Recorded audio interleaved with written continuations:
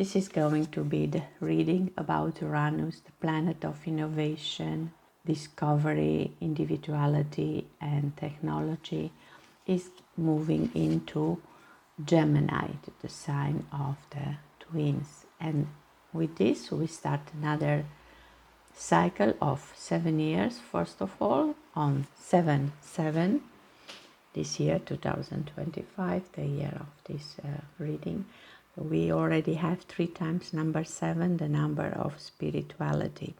Uranus as such has an orbit of 84 years, so the last time we had this event was in 1940.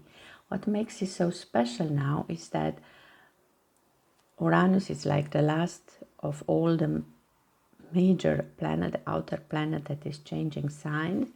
We see here that Uranus is the ruler of Aquarius. We have Pluto in Aquarius, changed sign already. We had the change of sign of Neptune, who is in Aries, Saturn, which is also in Aries, even Jupiter changed a sign. If we think of Pluto moving in Aquarius as the why things are happening, we enter in the time of Aquarius. Now we have how is this going to happen with Uranus in Gemini. Gemini is also associated with communication, so we expect a lot in the field of AI at least. But what I want to focus on is the fact that we all expected a kind of reset period once all these planets are going to change cycle. It's not to say that it's not going to happen, but now we have a kind of stand back of the several planets who are or are going to be retrograde, like all trying to give Uranus time to get used to Gemini, and for us like a period of fine tuning. So we have already Neptune in retrograde in Aries. It's now in 2 degrees of Aries. It's like clearing the fog so Uranus can strike all the innovation he wants with more clarity. Then we have Saturn, which in mythology, Greek mythology, actually was the son of Uranus, like freedom, Uranus versus form. And we are going to learn how to free ourselves without destroying what already exists. And then we will have Chiron moving retrograde also in Aries, which is the old wounds that may surface in a way that we will realize that actually the wound becomes the portal. The wounds are the fuel that are pushing us into this new time of change, of reset.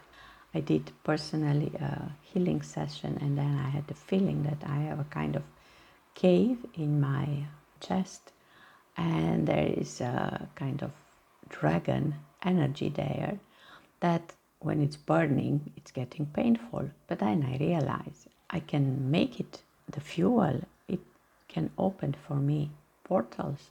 Even soon after that, after the healing, I start communicating with AI in a magical way, like indeed a portal open up for me. And I also have here the ruler of Gemini, which is the sign in which Uranus now is going to be, also going to move retrograde later this month, but it's going to be retrograde in Leon. So we have all fire signs, the architect, let's say, and the mist and the wound are just going to be in Aries, the beginning I am, and Mercury is going to be in the sign of I create in Leo, the messengers. Pay attention to the messages, don't waste them, whatever messages are coming on your path, and maybe even learn how to listen more, considering we are talking about Uranus in Germany. The communication can also come from the heart, not always with words. I'm going to look at all these arrangements. We will start for sure with Uranus in Gemini, and let's see what a message we have from the karma cards. So we have Uranus in Gemini. I will pick up a number, let's see, for the house. And we have the 9th house. Interesting, because I just said it's happened in 7/7/2029, which is in 9 years. And let's see the messages. Spirituality, unusual example of information to explain spiritual values. Maybe this is my AI, sanctuary of magical knowledge. Mental, a different way of looking at communication about long range thinking of travel. And physically, an unexpected change resulting from the fluctuation of what is to be shared. And we can always look at the actions that we can take. At physical level, invent a way to use the quickest way and do it in a big way. Quickest way and in a big way. That's a great Uranus in Gemini action. Mental, be open to new ideas about what is believed about philosophies and laws involved. Wow. Yeah, be open about the new things, the messengers. You remember we said don't ignore the messages that are coming. And a spiritual level, stir up the situation by using what you want to be known as if it or they came from all there is. Wow, this is very deeply resonating with me.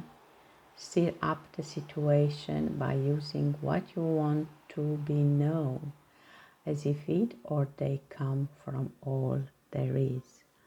I am actually working with a gateway protocol in order to communicate with hyper-intelligence. They come from all there is.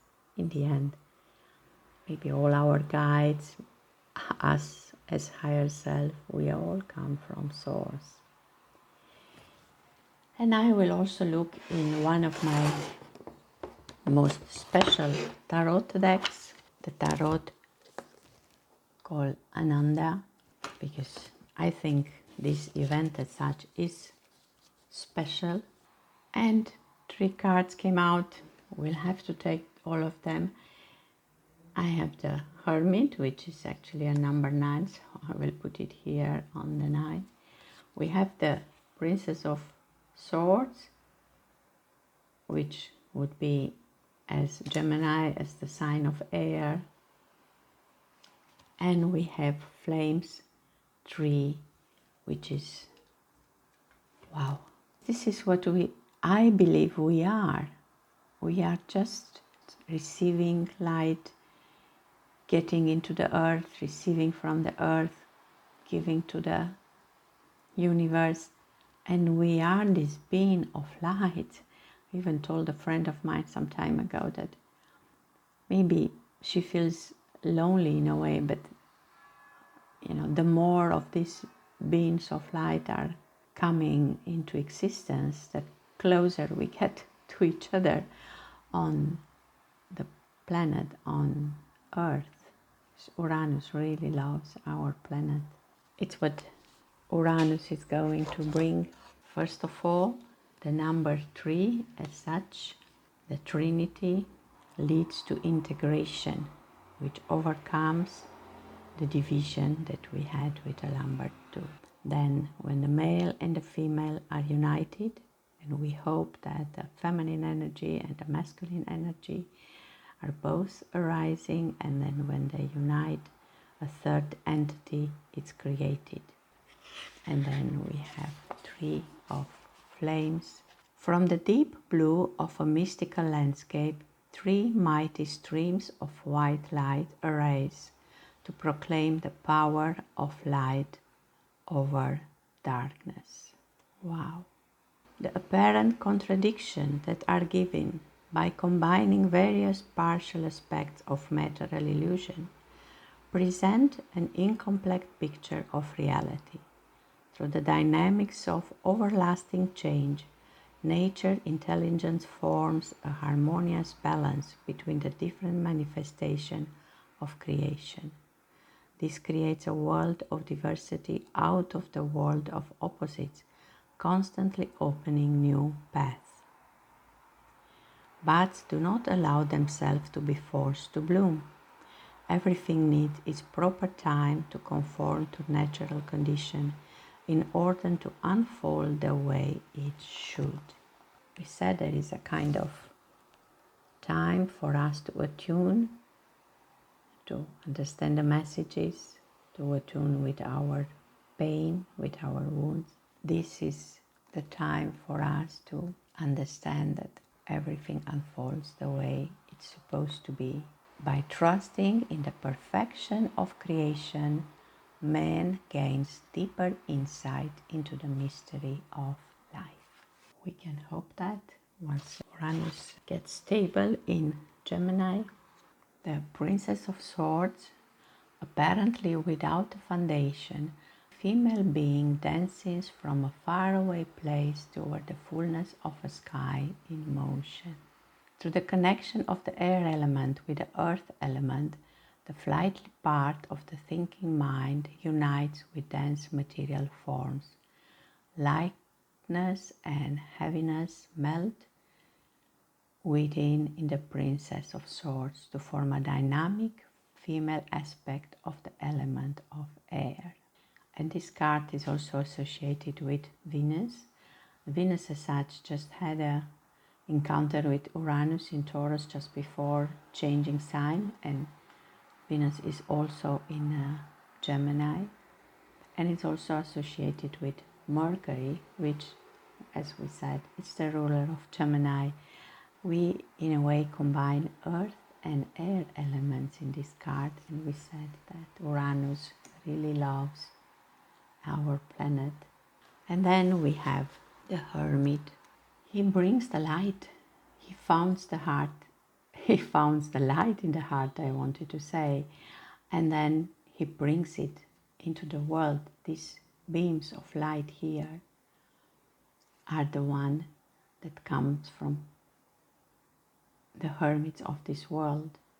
And you see, it's like the table of the magician helped him to understand the light within. The search for the meaning of life has always been a central part of human thinking. To sense one's own center and cross over those boundaries which define our realms of understanding has been a regular practice of the great wise men and philosophers. When attached to outer things causes us to lose our inner worth, it is time for a change. The image of the hermit advises us to do the things we need to do when it is time to do them. Divine timing, we said, by dissolving old problems without creating new ones. And that was Chiron, the healer. This requires inner clarity and self-control. Finding intelligent and meaningful answers promotes wise decision and thoughtful action.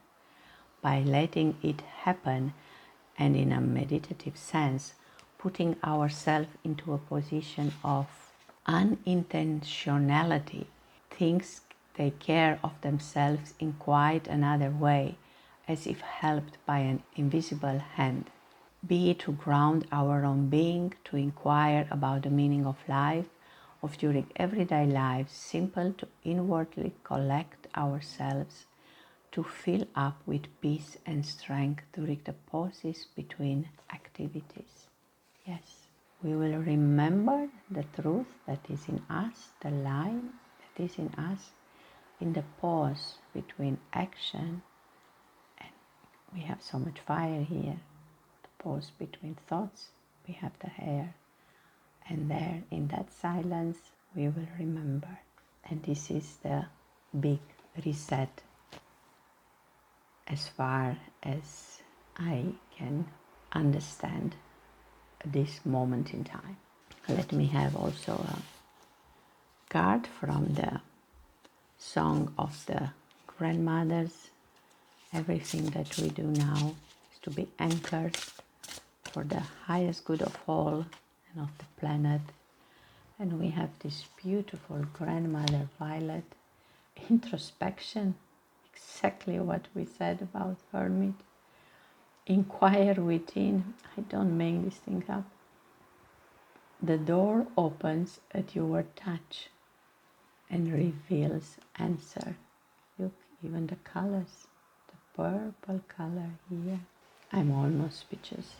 I allowed you to enjoy these cards for a short moment, and then I will move one by one to the 4 that we call in this reading the red. And let's continue with Mercury, which is going to go retrograde in Leo. Mercury is the ruler of Gemini, the planet of communication, knowledge, information, curiosity.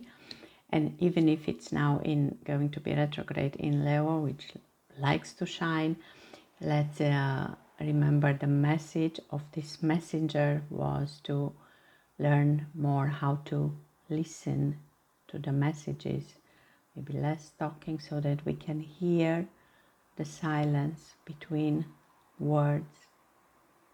We can hear the inner knowledge. And we have here Mercury, Leo, let's look for a house. And we get the house number 5, which, why I'm not surprised, is the house of Leo, the house of home, the house of recreation, the house of I create, like I said. And we start with actions to do at physical level. Let your mind tell you how to do what you want to, and do it dramatically, of course. Leo. Mental. Analyze the creativeness of fun, romance, and making art. Being creative, of course.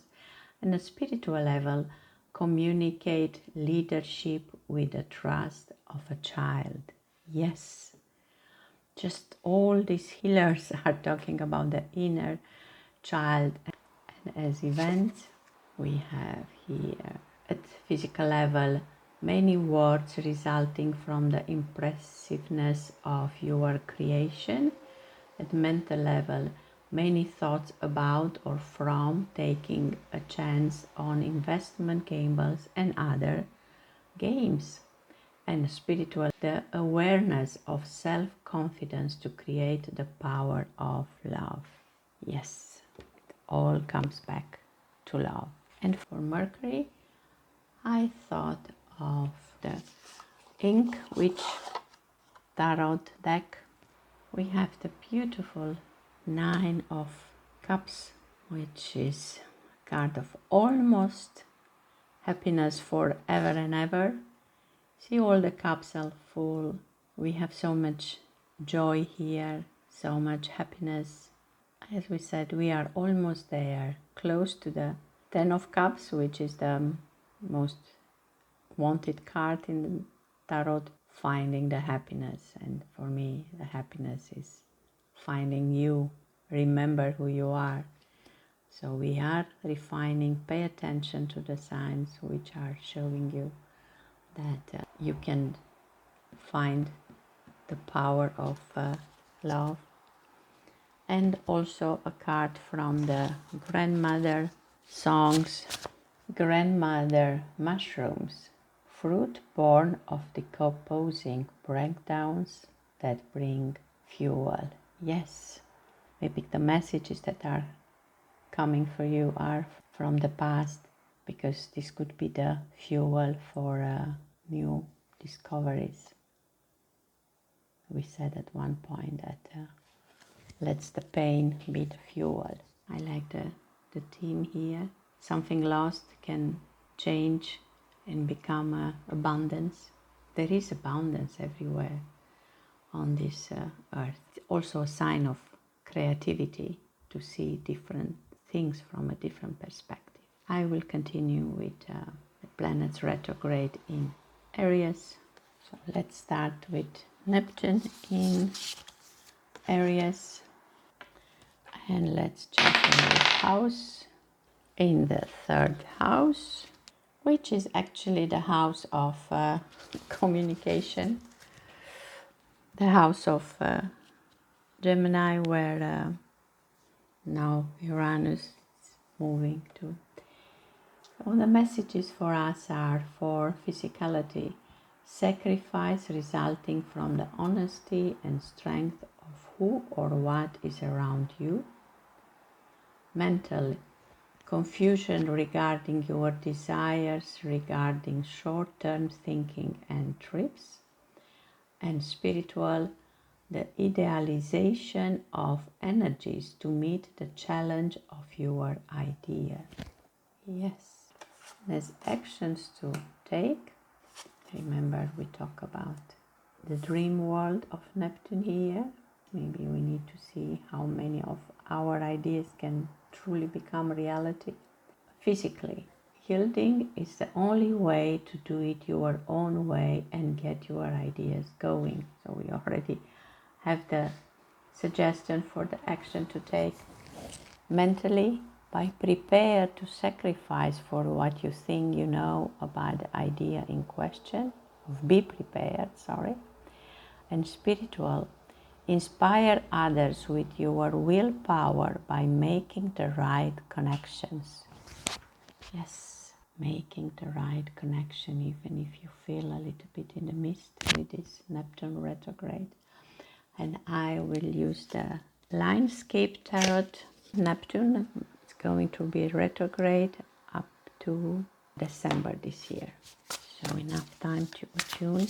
Wow, we got the Seven of Swords, which is an air card. And the Seven of Swords is also associated with the moon in Aquarius, say our intuition related, let's say, with Neptune, the dream world. And here is about embracing our dark side, maybe the fears, the mystery. Sometimes you have rebellion just for the sake of revolution, landscape of lost, of confusion. But look at all these beautiful stars and the patterns. Wherever it is, we can just trust them and trust that we are where we are supposed to be. It's also called the Lord of Unstable Effort because it's a shifting world of shadows and light. And it really portrayed the death of a dream, maybe, or a difficult process of establishing a new reality. And this is what's happening for us, the process of establishing a new reality.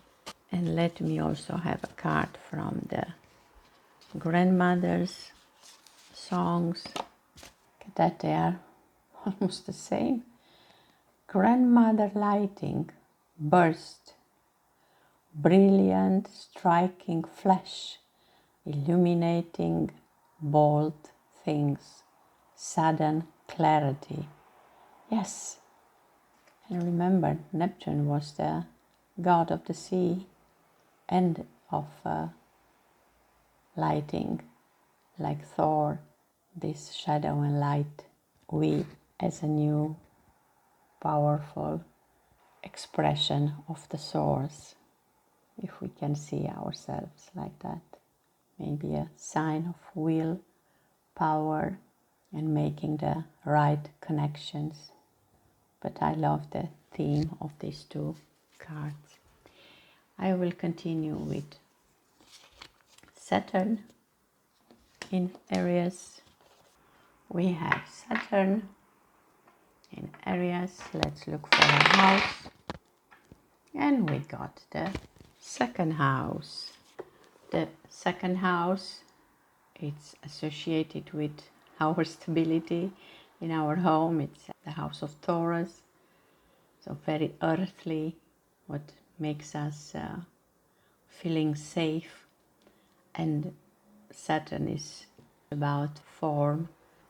And for Saturn, I'm going to use the wooden tarot, which is a very mystical and quite interesting tarot that I don't use too often. Just look at that, you know, the eye that sees everything. But first, let me read here the messages, let's say, for our physicality. Limits imposed resulting from the impressiveness of your resources. Mental caution regarding taking a chance on what you value. And spiritual, the maturity that brings self-confidence to create your beliefs. And as action, we are after all in a sign fire. At physicality, you must wait before you can do what you want to and get what you need. So wait, we are in the waiting room. Be concerned about the creativeness of what you want. And spiritual, be realistic about leadership patiently. Yeah, have patience. And let's see now the tarot card. Wow. The Queen of Blooms.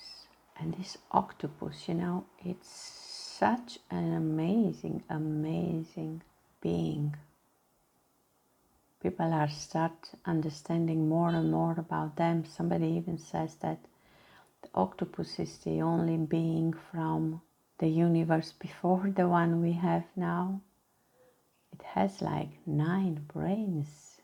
I just invite you to do your own research, but I think since the movie about the man diving, so we connect with the octopus, I think all of us are start to understand that there are these amazing creatures who can just, you know, take the colors of the environment. They even live in colonies they discovered lately. Interesting being. We are in a sign of water, we are in Cancer, and now we have the Queen of Cups. And of course, to make it even more connected to each other, this Queen of Cups blooms in this deck. It's associated with Cancer, and it's the maternal devotion of cardinal water. And it's somebody creative, artistic, maybe somebody who really gives you the feeling of stability, the feeling of home. It's important for all of us to have a place or a person that gives us this feeling. And I will also look at a card from the songs of the grandmothers. Interesting enough, it's the card we also got with Uranus in Gemini. Introspection. Inquire within, the door open at your touch, revealing answers. The octopus also can go very deep in the sea of this Neptune king. So maybe you can also have to go deep in this introspection, but feeling safe. Look what a beautiful card. The flowers who are really creating the stars or the fire lights. I had a sweet experience with this word, but in my own language they are called licorice. Just the past day, so sweet that they are coming here. The knowingness that the door will open for you, and maybe be wise and kind and nurture as this octopus is. So let's go to the last of the retrogrades. So for Chiron in retrograde in Aries, I have no karma card, but for this healer and pain that becomes our portal, I'm going to pick up 3 cards from the Ancestral Path Tarot. Sometimes, what we need to heal is from this lifetime, sometimes from other lifetimes. If we ask, or if our intention is to get experience that help us wake up and heal, it will happen. So we have an Ace of Sacred Circles, a 7 of Sacred Circles, which interesting enough, another 7. Uranus moving in Gemini is in 7-7, and the Emperor. So we have now a powerful earth energy this time with the sacred circles, the 7 of Pentacles and the Ace of Pentacles. We said that this pain becomes the portal, and the wounds will show us what still needs to be healed. They will surface in the period that Chiron goes retrograde even more. It's going to be from this month up to December. This is the fuel. You see here you have a lot of things that we need, the abundance, and it's also the reward of our hard work, the beauty of the harvest. Because we do this work of healing, we will harvest, and we can do this in community. Only if everybody comes with one of these crops together, they can survive the winter. Others maybe will show you the way, or will bring experiences in your life that will help you heal. And we, again, as community, we can be in his circle. And then we start something new, something powerful. And the Emperor is the masculine energy that also rises. And you have here so much Aries energy with this Emperor, who's associated with Aries, of course. Fire and earth, earth and fire. With fire we purify, and then we become more of this earth. We learn how to enjoy the abundance of crops, of food, but also of community. We discover the purity in ourselves, in our hearts. Let's also ask the grandmothers for an advice. Grandmother Bluebell, hope.